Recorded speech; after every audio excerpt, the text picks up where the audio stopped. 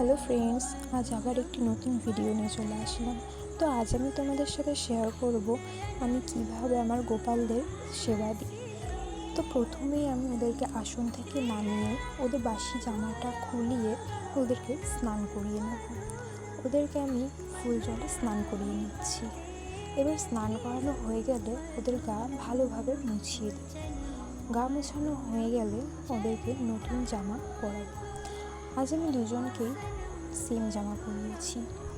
এরপর গলার হার, হাতের চুড়ি, মাথার চুল, মুকুট দিয়ে সুন্দর করে সাজিয়ে নেব।